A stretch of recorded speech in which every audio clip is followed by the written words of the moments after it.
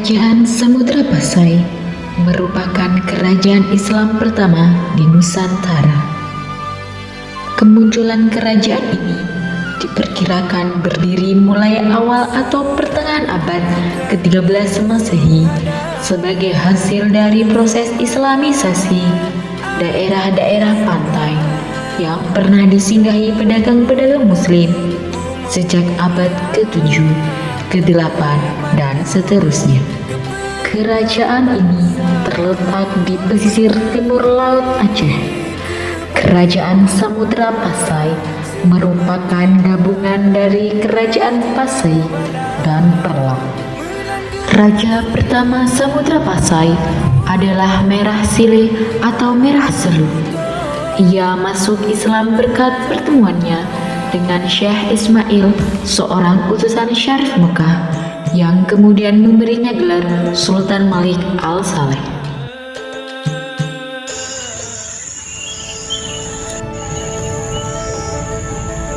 Ada gerangan apa Syekh datang kemari? Saya diutus Syarif Mekah untuk mengislamkan kerajaan Pasai. Jika ini perintah dari Syarif Mekah, mulai saat ini saya akan memeluk agama Islam, dan Islam akan menjadi agama kerajaan. Terima kasih atas ketersediaannya. Mulai saat ini aku beri gelar Malik As-Saleh. Setelah itu, mayoritas penduduk Pasai memeluk agama Islam dan kerajaan pun terus berkembang. Setelah Sultan Malik Al-Saleh wafat, digantikan oleh putranya Muhammad Malik Az-Zahir. Pada masanya, Samudra Pasai sebagai pelabuhan dagang yang maju dan menjalin persekutuan dengan Kerajaan Malaka, dan Raja pertama Malaka, Prameswara, menikah dengan Putri Pasai. Menantuku, kau sekarang adalah keluarga Kerajaan Pasai. Sekarang aku bagian dari keluarga Kerajaan Samudra Pasai. Semoga jalur perdagangan di Selat Malaka dapat berkembang dan lebih ramai lagi. Semoga kemakmuran ini sampai kepada anak cucu kita. Rakyat Pasai dan Malaka hidup tentram dan jalur perdagangan pun sangat ramai. Sultan Pasai pun terus berganti hingga pada Sultan Pasai yang ke-12, yaitu Sultan Zainal Abidin. Ternyata hubungan harmonis antara Kerajaan Pasai dan Malaka tidak disenangi oleh pihak Portugis yang telah membangun benteng di Muarubungo, Jambi. Portugis memandang hubungan dagang dengan perahu layar ini dapat menimbulkan ancaman terhadap kekuasaannya. Itulah sebabnya Portugis melarang hubungan tersebut. Namun, larangan tersebut sama sekali tidak dihiraukan oleh Sultan Zainal Abidin. Pada suatu ketika, datanglah utusan Portugis menghadap Sultan. Utusan ini diterima Sultan dengan baik. Akan tetapi, ketika para utusan menyampaikan pesan-pesan pemerintahan Portugis yang berkedudukan di Jambi, Sultan tampak sangat marah.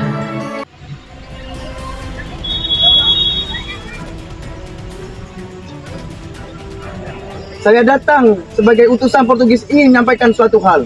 Hal apakah itu? Kami meminta agar kerajaan Samudra Pasai segera menghentikan hubungan dagangnya kepada kerajaan Malaka. Apa? Atas dasar apa kalian meminta hal tersebut? Kami merasa bahwa hubungan dagang kalian nantinya akan merugikan Portugis. Sampaikan kepada pemimpin kalian bahwa Samudra Pasai tidak akan berada di bawah siapapun. Kami bebas berniaga dengan siapa saja. Dahulu, sekarang, sampai kapanpun, negara kami tetap berdaulat penuh. Wajah-wajah mengikuti pertemuan itu menjadi sangat tegang.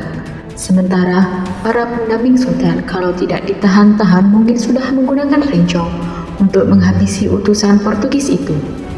Di pihak lain, para utusan Portugis tanpa berkata sepatah pun segera meninggalkan tempat pertemuan dan kembali ke kapal mereka dengan tergopoh-gopoh.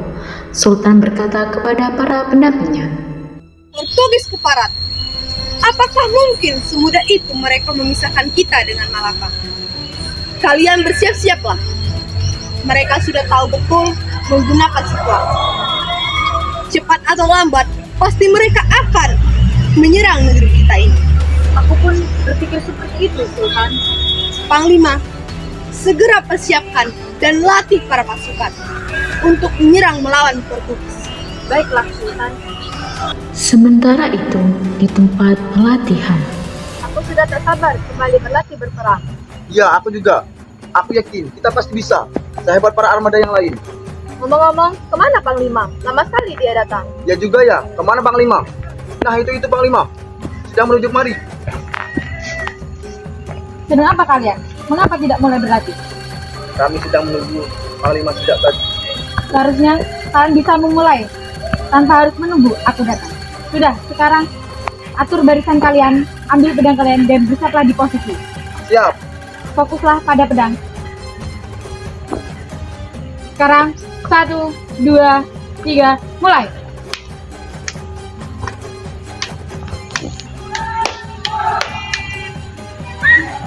Bagus, bagus. Rupanya kau pandai membangun armadamu.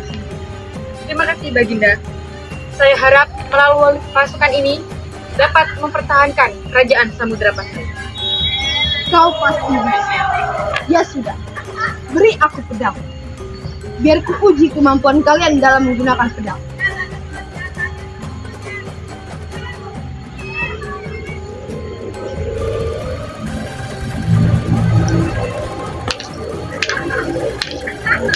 sementara itu di markas Portugis,